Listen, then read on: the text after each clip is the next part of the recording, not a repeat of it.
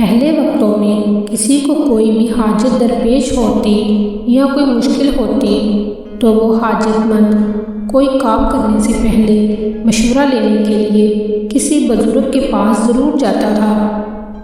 اسی طرح ایک غریب اپنی غربت کی شکایت لے کر حضرت شیخ سعدی کے پاس گیا اور کہنے لگا کہ میرے بچے زیادہ ہیں اور میری آمدنی کا کوئی ذریعہ نہیں ہے۔ مجھ میں فاقہ کی ہمت نہیں رہی۔ کئی مرتبہ خیال کرتا ہوں کہ یہاں سے کہیں اور چلا جاؤں، مگر یہاں سے چلا گیا تو میرے بعد یہ لوگ مجھ پہ طعنہ زنی کریں گے کہ اپنی اولاد کے متعلق یہ کتنا بے مروت نکلا کہ اپنی سہولت اور آرام کے لیے اپنے بیوی بچوں کو تنگ دستی میں چھوڑ کر چلا گیا ہے۔ آپ ہی کوئی مشورہ دیں، آپ تو علم حساب کے ماہر ہیں، مجھے کسی بادشاہ کی نوکری میں دے دیں، آپ کا احسان ہوگا۔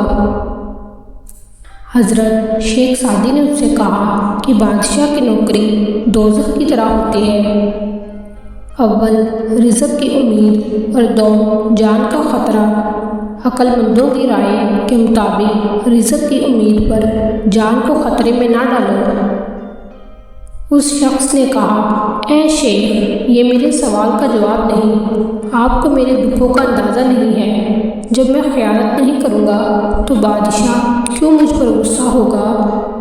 تو حضرت شیخ سعدی نے اسے ایک لومڑی کا قصہ بیان کیا کہ ایک لومڑی کو بھاگتے دیکھ کر لوگوں نے پوچھا کہ تجھے کیا مصیبت آن پڑی کہ تو اتنا دوڑ رہی ہے؟ تو اس نے کہا، میں نے سنا ہے کہ شیر کو بیکار میں پکڑ رہے ہیں۔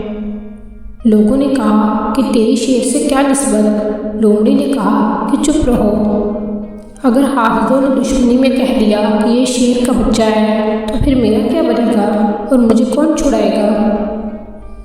اے دوست، بے شک تو دیانتداری کے ساتھ کام کرے گا، مگر ان حاسدوں کا کیا جو بادشاہ کے سامنے تیری جھوٹی شکایت کریں گے؟ تیرے حق میں کوئی بولنے والا نہ ہوگا، لہٰذا تیرے لیے بہتر ہے کہ تو روکھی سوکھی کھا کر گزارا کر بادشاہ کی ملازمت کا خیال دل سے نکال دے۔ شیخ سعدی کی باتیں سن کر وہ شخص غصے میں آ گیا، چنانچہ شیخ سعدی نے اس کو بادشاہ کی نوکری میں دے دیا۔ وہ غریب کچھ عرصے بھی اپنی محنت اور قابلیت کی بدولت ترقی کرتا ہوا ایک بڑا افسر بن گیا، اور پھر ایک وقت ایسا آیا کہ وہ بادشاہ کے خاص بندوں میں شامل ہو گیا۔ پھر کچھ عرصے بعد شیخ سعدی کچھ دوستوں کے ہمراہ حج کے لیے چلے گئے۔ جب حج کی سعادت سے واپس لوٹے تو وہی شخص پھٹے پرانے کپڑوں میں تھا۔ اس کی یہ حالت دیکھی تو شیخ سعدی نے حیرت کا اظہار کیا اور پوچھا کہ تیرے ساتھ یہ کیا ہوا ہے؟ تو اس نے کہا کہ آپ کا کہا سچ ثابت ہوا، میرے حاسدوں نے مجھ پر خیانت کا الزام لگایا اور بادشاہ نے صحیح معنوں میں تفتیش نہیں کروائی۔ میرے تمام رفقا اور درینہ ساتھی سب سچ بولنے سے ڈرتے تھے، لہٰذا خاموش رہے، تمام پرانے تعلقات کو نظر انداز کر دیا۔ لوگ بڑے آدمی کی تعریف کے لیے سینے پر ہاتھ باندھتے ہیں، اگر زمانہ اس بڑے آدمی کو گرا دے تو یہی لوگ اسے پاؤں تلے رونٹ ڈالتے ہیں۔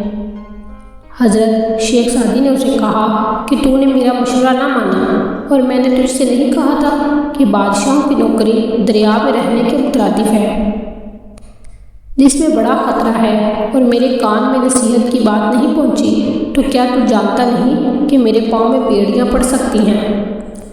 اگر تجھ میں دوسری مرتبہ ڈنگ کھانے کی سکت نہیں ہے تو بچھو کے بل میں کیوں انگلی ڈالتا ہے؟ نصیحت ضرور نفع دیتی ہے، دانا شخص اپنے تجربے اور علم کی بدولت تمہیں کوئی نصیحت کرتا ہے، جبکہ بیوقوف شخص اپنی ناتجربہ کاری اور کم علمی کے باعث سراسر نقصان اٹھاتا ہے۔